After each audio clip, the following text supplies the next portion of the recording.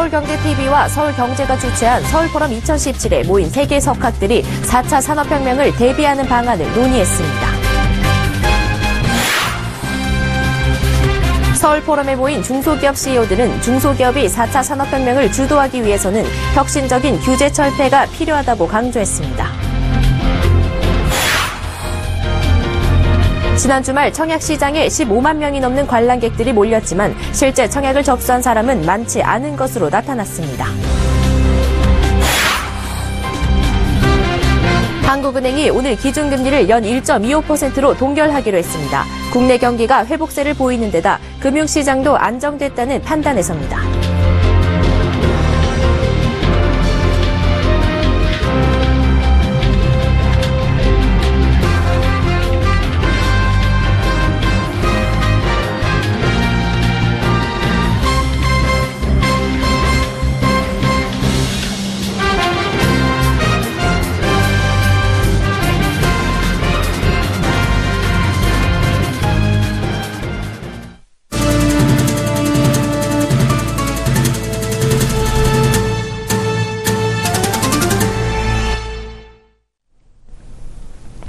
시청자 여러분 안녕하십니까? 센 경제 현장 양한나입니다.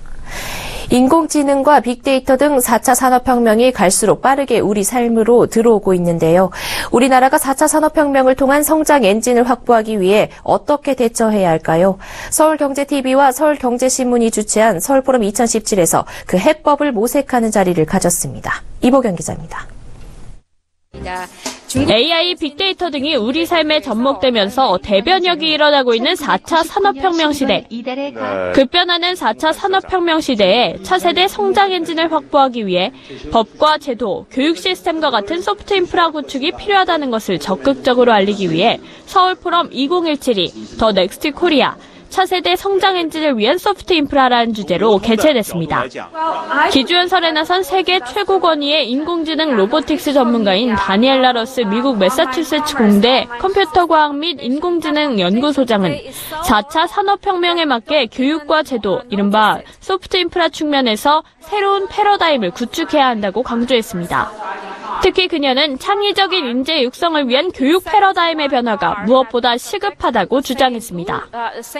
In the long run, it's very important to invest in education. It's very important to train the young generation with a skill set that will get them ready for participation in the job market in the future. 그는 일각에서 제기되는 일자리 감소 문제에 대한 우려는 일축했습니다. 제조업 분야에서 단손 노동은 로봇이 대체하겠지만 대신 관련 시스템을 기획하고 운영하는 고급 일자리가 늘어날 것이라고 내다봤습니다. 그러나 그 과정에서 양극화와 저숙련 노동자의 고용 안전망 문제가 생길 것이라며 재교육 시스템을 통해 보완해야 한다고 지적했습니다. 또 이번 포럼에서는 문재인 대통령이 취임 후 처음으로 언론에 메시지를 보내 4차 산업혁명 시대를 맞아 불필요한 규제의 혁파와 완화 의지를 천명했습니다. 규제가 신산업 성장에 발목을 잡지 않도록 최소 규제, 자율 규제 원칙을 지키겠습니다. 이날 앞서 열린 한중 경제 포럼에서는 리웨이펑 중국과 세계화 연구센터 사무국장, 옌웨이하오 청두공업대 드론산업기술연구원 상무부원장, 민원기 미래창조과학부 기획조정실장 등 한중 기업인과 정관계 인사 100여 명이 참석해 양국이 협업해서 시너지를 높이면 4차 산업혁명의 결실을 같이 거둘 수 있다고 공감했습니다. 서울경제TV 이보경입니다. 4차 산업혁명은 우리가 일하는 방식도 송두리째 바꿔놓을 것으로 예상되는데요.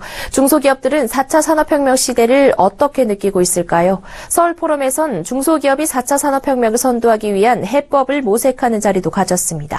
김혜영 기자가 다녀왔습니다. 4차 산업혁명 시대를 맞아 중소기업이 나아가야 할 방향을 모색하기 위해 중소기업인이 머리를 맞댔습니다. 이 자리에는 건설자재부터 가상현실 서비스에 이르기까지 다양한 분야에서 신기술 접목을 시도하고 있는 기업인들이 서로의 경험을 공유하는 시간을 가졌습니다. 사물 인터넷을 활용해 수도 계량 서비스를 하고 있는 K스마트피아의 이종혁 대표, 플라스틱 배관이음 자재를 생산하는 프롬파스트의 원재희 대표, 고객 응대용 서비스 로봇을 생산하는 퓨처로봇의 송세경 대표, 가상현실을 이용해 셀프 인테리어 서비스를 제공하는 어반베이스의 하진우 대표 등 CEO 7명이 참석했습니다. 이들은 이구동성으로 중소기업이 4차 산업혁명을 주도하기 위해서는 혁신적인 규제 철폐가 우선돼야 한다는 입장입니다. 규제라는 장벽에 가로막혀 각 산업별 융합이 쉽지 않아 4차 산업혁명을 선도하는 데 있어 속도를 내지 못하고 있다는 지적입니다. 아무래도 기술의 융합, 비즈니스의 융합, 여러 가지의 융합적인 부분이 많이 들어가는데요. 그러다 보니까 법이나 제도 같은 것들이 빨리 따라가는 속도에 못 쫓아가는 경우가 많습니다. 우리나라는 규제가 상당히 많은 나라 중에 하나입니다. 그것들을 능동적으로 변화시키는 것이 4차 산업혁명을 발전시키는 가장 큰 핵심 키워드라고 생각합니다. 우선 중소기업의 4차 산업혁명 대응을 위한 첫걸음으로 스마트 공장화를 제시했습니다. 스마트 공장은 제품의 기획, 제조, 유통 등 모든 과정을 컴퓨터와 인터넷 등 정보통신 기술로 연결해 효율적으로 상품을 생산하는 공장을 뜻합니다. 4차 혁명으로 가는 길은 스마트 공장이 핵심입니다. 실질적으로 해본 결과 저희 회사에서는 일자리는 줄지 않고 제조 원가는 떨어졌습니다. 중소업계는 4차 산업혁명과 제조 패러다임 변화를 위해 스마트 공장을 핵심으로 꼽고 있습니다. 대한민국이 제조업 강국으로 재도약하기 위해서는 스마트 공장 확산이 필요하다는 겁니다. 1990년대 일본은 디지털 시대를 대비하지 못해 잃어버린 20년의 암흑기를 겪었습니다. 즉 변화하는 환경에 제대로 대응하지 못하면 기업의 생존은 위태로워질 수밖에 없다는 건 불보듯 뻔한 일입니다. 그러나 중소기업이 어떻게 준비하느냐에 따라 4차 산업혁명 시대는 기회가 될 수도 위기가 될 수도 있습니다. 서울경제TV 김혜영입니다. 대선이 끝난 지난 주말 청약시장에는 15만 명이 넘는 관람객들이 모델하우스를 방문했습니다. 땡볕더위에 2-3시간을 기다려 입장하는 고생도 마다하지 않았는데요. 정작 실제 청약에 참여한 수요자들은 갈수록 줄어들고 있습니다. 왜 그런 건지 정창신 기자가 알아봤습니다. 부동산 시장 분석업체 부동산인포가 1월에서 4월 수도권 청약시장에서 1순위 마감 비율을 알아봤더니 34%에 불과한 것으로 나타났습니다. 올 들어 4월까지 서울, 경기, 인천 등 수도권에선 14,108가구가 분양됐는데 1순위에서 마감된 가구 수는 4,823가구인 겁니다. 1순위 마감 비율은 지난 2014년 이후 꾸준히 감소하고 있습니다. 2014년 같은 기간에 분양된 11,695가구 아파트 중 42.3%가 1순위 마감됐고 2014년 39.8%, 2016년 35.2%, 올해 34.2%입니다. 전문가들은 1순위 마감이 줄어드는 건 청약시장의 투자 목적의 가수요가 빠져나간 것으로 분석하고 있습니다.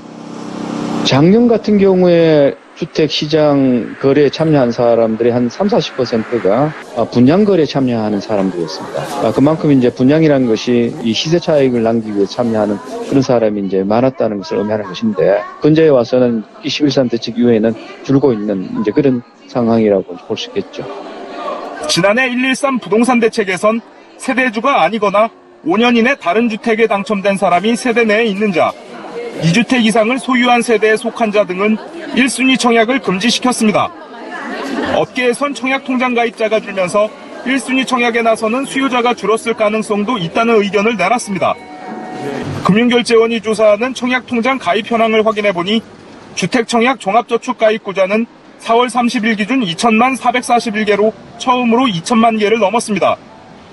특히 이중 1순위 자격을 가진 통장은 절반이 넘는 1,105만 4,775개입니다. 청약 종합저축은 지난 2014년 말 1,508만 개에서 꾸준히 늘고 있지만 긴가폭은 2015년 말엔 전년 대비 17.2%, 2016년 말 9.5% 등으로 감소하고 있습니다. 일부에선 주택 수요자들이 수도권 인기 지역에 분양하는 모델하우스에 구경이라도 한번 해보자는 심리도 작용한 것으로 보고 있습니다. 서울경제TV 정창신입니다. 한국은행이 오늘 금융통화위원회를 열어 기준금리를 연 1.25%로 유지하기로 결정했습니다. 국내 경기가 회복세를 보이는 데다 금융시장도 안정됐다는 이유에서입니다. 앵커 리포트입니다. 한국은행 금융통화위원회가 만장일치로 기준금리를 현재 연 1.25%로 동결했습니다. 작년 6월 금통위가 기준금리를 0.25%포인트 인하한 이후 11개월째 같은 수준입니다.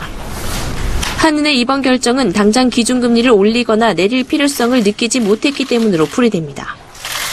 최근 국내 경기가 회복세를 보이는 데다 새 정부가 추경 편성 등 재정을 동원한 경기 부양에 적극 나설 것으로 예상돼 한은의 통화정책 부담을 덜어줬습니다. 민간 소비의 증가세가 여전히 미흡하지만 수출이 뚜렷한 증가세를 지속하고 설비 및 건설 투자도 양호한 흐름을 보이고 있습니다. 앞으로도 수출과 투자가 개선세를 이어갈 것으로 예상되며 반대로 금리를 올리지도 않은 것은 무엇보다 쉽게 줄지 않는 가계부채 때문입니다. 가계부채는 올 1분기 동안 17조 원 넘게 늘어 3월 말 기준 1,360조 원을 기록했습니다.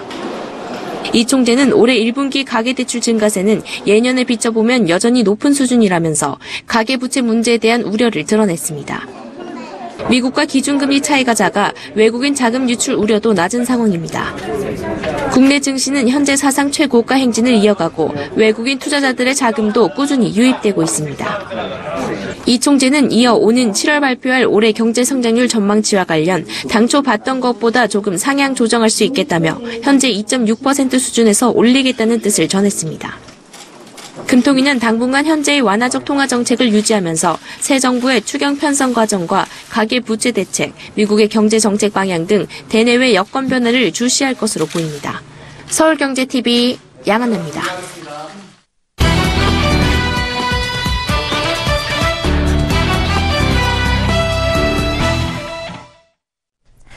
독일 해커그룹 카오스 컴퓨터 클럽에 의해 삼성전자 갤럭시 S8의 홍채 인식 기능이 허무하게 뚫리는 영상이 유튜브에 공개돼 화제입니다.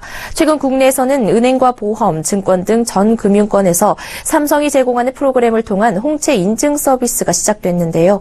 삼성에 기대어 발빠른 핀테크 서비스를 선보였지만 보안에 구멍이 난 금융사들은 또다시 삼성만 바라보는 꼴이 됐습니다. 정훈규 기자 나와 있습니다. 안녕하세요. 네, 안녕하십니까? 네, 이 삼성전자는 갤럭시 S8의 홍채 인식 기능을 탑재하면서 강력한 보안성을 자랑해 왔는데요. 이 독일 해커들은 이것을 어떻게 뚫어낸 건가요?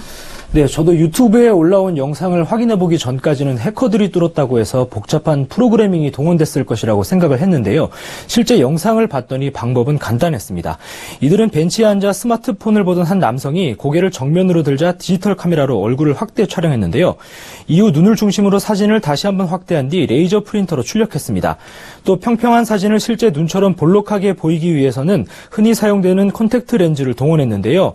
사진 속 눈동자에 맞춰 콘택트 렌즈를 올린 뒤 이를 홍채 카메라에 보였더니 보안 기능이 풀려버렸습니다. 네, 이 영상을 보면 너무나도 쉽게 해킹이 가능한 건데요. 지금 현재 불안할 수밖에 없는 게 국내 많은 금융사들이 이 삼성의 홍채 인식 기술을 활용해서 금융 서비스를 내놓고 있지 않습니까? 네, 최근 은행과 보험, 카드, 증권사 등 전 금융권이 갤럭시 S8 출시에 발맞춰서 빠르게 홍채 인증 서비스를 내놨는데요. 삼성전자의 도움이 있었기 때문에 이렇게 신속하게 서비스를 출시할 수 있었던 겁니다. 삼성전자는 독자 개발한 생체 인증 플랫폼인 삼성패스의 API를 일종의 오픈 소스처럼 금융사들에게 개방해 왔는데요. 비유하자면 식당을 차리고 싶은데 자체적으로 메뉴 개발을 하려면 돈도 많이 들고 어려우니 이미 레시피가 다 마련된 프랜차이즈 식당을 여는 것과 비슷합니다. 더구나 삼성패스는 무료로 제공되는데요. 삼성전자의 홍채 기술로 손쉽게 핀테크를 도입할 수 있다 보니 현재는 거의 전 금융권에 퍼진 상황입니다. 시중은행 중에는 신한, 우리, KB 하나은행, 또 보험사 중에는 삼성, 동부화재, KB손보 등이 있고 또 삼성카드 등 카드 업계도 삼성패스를 통한 홍채 인증 서비스를 하고 있습니다. 네, 이들 금융사들의 대책 마련이 시급해 보이는데요. 상황이 어떻습니까? 네, 핀테크라는 큰 흐름 속에서 개발 부담을 덜어준 삼성전자는 금융사들에게 고마운 존재인 것은 분명해 보이는데요. 이렇게 문제점이 발생했을 때는 스스로 대응할 방법은 마땅치 않습니다.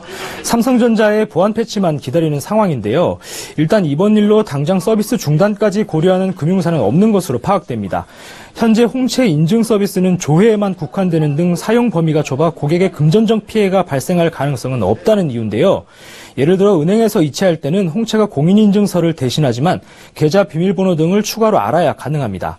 또 보험회사의 경우 보험금 청구는 지정된 고객의 계좌로만 자동 입금되고 심사 절차 등이 있어서 피해 발생 가능성은 없는 것으로 판단하고 있는데요.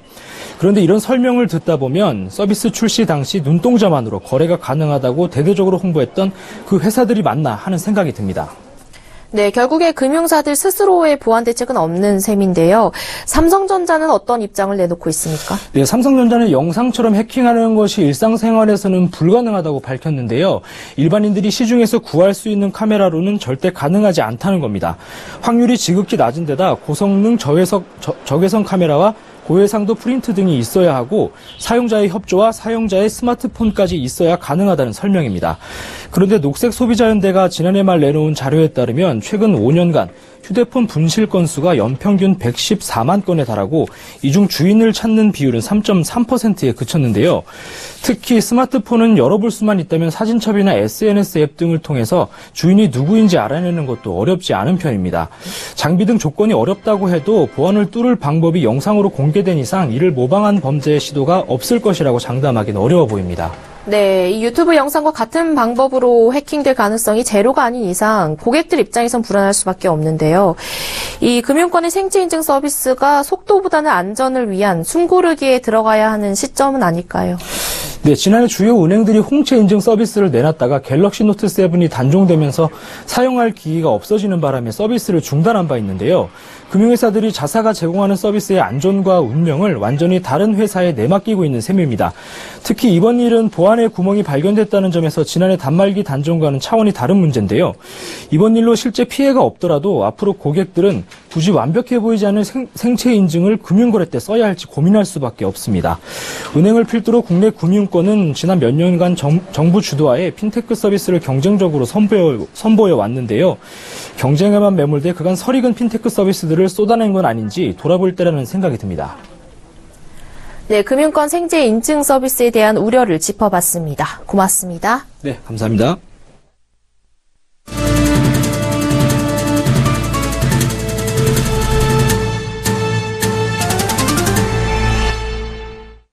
국민연금이 내년부터 5년간 주식 투자 비중을 45%까지 확대하고 목표 수익률을 연 5.1%로 정했습니다. 국민연금 기금운용위원회는 서울 포시즌스 호텔에서 회의를 열고 2022년까지 적용되는 국민연금 기금 중기자산 배분안을 심의 의결했습니다. 자산 배분안을 보면 주식 투자 비중은 작년 말 33.7%에서 2022년 말 45% 내외로 확대됩니다. 해외 주식 투자 비중도 늘어 같은 기간 15.3%에서 25% 내외로 높아지고 국내 주식 비중도 18.4%에서 20% 내외로 확대됩니다. 채권 투자 비중은 54.9%에서 45% 내외로 줄어듭니다. 전체적인 해외 투자 비중은 작년 27%에서 2022년 말 40% 내외로 확대되고 국내 투자 비중은 73%에서 60% 내외로 축소됩니다. 공정거래위원회가 프랜차이즈 가맹본부의 이른바 갑질을 근절하기 위한 보복 금지 규정 신설을 추진합니다. 김상조 공정거래위원장 후보자는 더불어민주당 박동진 의원실에 제출한 청문회 답변 자료를 통해 가맹본부의 보복 조치 금지 규정 신설 등 제도 개선을 적극적으로 추진할 계획이라고 밝혔습니다. 김 후보자는 자료에서 가맹사업이 급성장하고 있지만 여전히 가맹점 사업자의 지위가 열악하고 가맹본부의 불공정 행위가 시장의 건전성을 해치고 있다며 가맹점주의 지위를 높이고 권익을 강화하는 일이 시급한 상황이라고 설명했습니다. 가맹본부는 브랜드 통일성 유지를 명목으로 가맹점의 필수 식자재 등을 구매하도록 강제하고 있는데 이 과정에서 과도한 로열티를 부과해 가맹점을 착취하고 있다는 지적이 끊이질 않고 있습니다. 공정위는 광역지방자치단체와 협업으로 구매 필수 물품 실태 조사를 벌이고 가맹점 사업자 단체를 쉽게 설립할 수 있도록 신고제를 도입하는 방안을 추진합니다. 문재인 대통령은 일자리 추가 경정 예산안 편성과 관련해 추경안 작성과 제출을 차질 없이 준비해 6월 국회에서 처리될 수 있도록 최선의 노력을 다해달라고 말했습니다. 문 대통령은 오늘 오전 첫 수석보좌관 회의를 주재한 자리에서 이같이 말했다고 박수현 청와대 대변인이 전했습니다.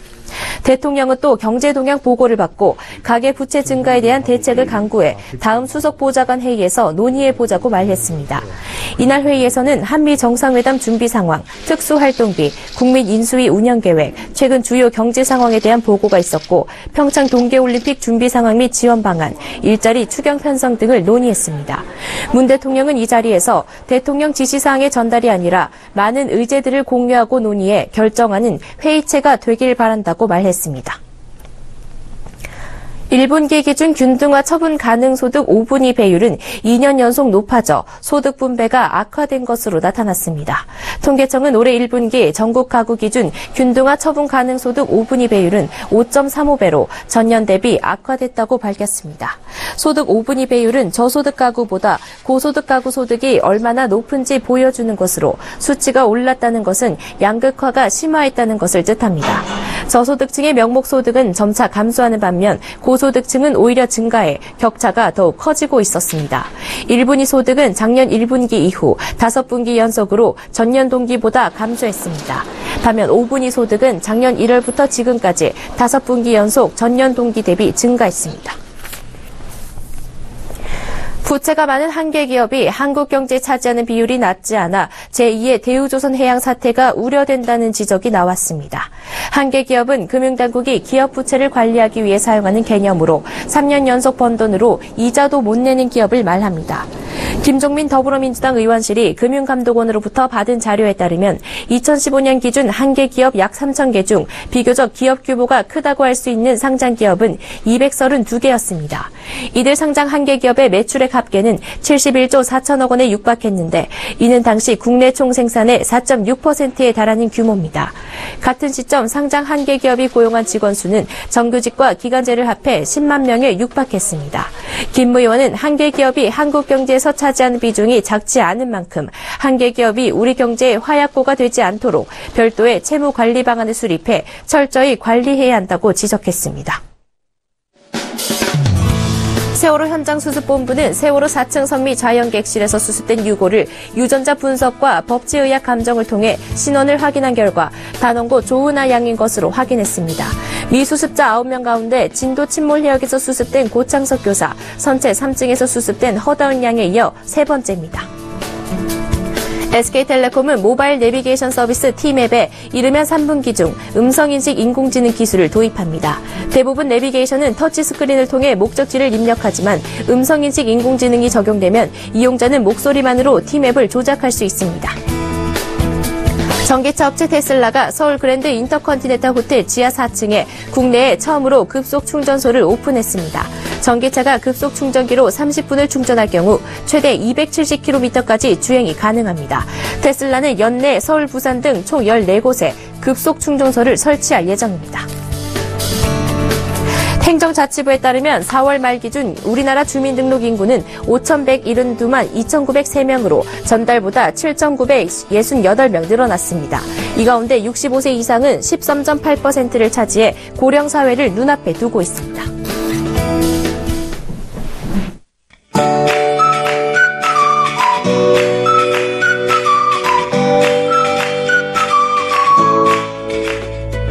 안녕하세요. K웨더 라이프스타일 예보 차씨입니다. 오늘 중부지방으로는 쾌척한 하늘에 크게 덥지 않아 활동하기 좋았죠. 남부지방으로도 맑은 하늘을 보였지만 낮 기온이 30도 안팎까지 오르며 무척이나 더웠습니다. 내일은 전국적으로 낮 기온이 25도 이하를 나타내는 곳이 많겠습니다. 서울이 25도, 전주가 23도로 예년보다 낮은 기온에 더위는 주춤하겠지만 들쑥날쑥한 기온 변화에 주의하셔야겠습니다. 여기 특히 강원 영동 지역으로는 강풍주의보가 발효 중인 가운데 바람이 매우 강하게 불 것으로 보여 조심하셔야겠습니다. 또 강원 영동 지역뿐만 아니라 그 밖의 지역에서도 바람이 강하게 부는 곳이 있겠으니까요. 시설물 관리에 유의하시기 바랍니다. 다행히 하늘은 전국이 대체로 맑겠는데요. 중국 산동반도 부근에서 남동 진하는 고기압 영향 때문입니다. 다만 동풍의 영향을 받을 것으로 보이는 동해안은 구름 많겠습니다. 전국적으로 비 소식도 없고 더위도 주춤해 강한 바람에만 유의하시면 되겠습니다. 다음은 자세한 지역별 내일 날씨를 나절 예보를 통해서 살펴보겠습니다. 중부지방 새벽 낮에까지는 구름만 조금 지나겠고 아침 낮에부터는 맑은 하늘이 드러나겠습니다. 낮 기온 서울 25도, 청주는 23도로 오늘과 비슷하겠습니다. 동해안은 한낮에 강릉 18도, 울진 19도까지밖에 오르지 못하겠고 비 소식은 없습니다. 남부지방도 낮 기온 전주 23도, 부산 24도로 더위는 주춤하겠습니다. 역시 비 소식은 없습니다. 동해상으로는 물결이 최고 6m까지 매우 거세게 일 것으로 보여 유의하셔야겠습니다. 내일 토요일부터 전국적으로 30도 안팎까지 기온이 오르면서 초여름 날씨를 보일 전망입니다. 날씨였습니다.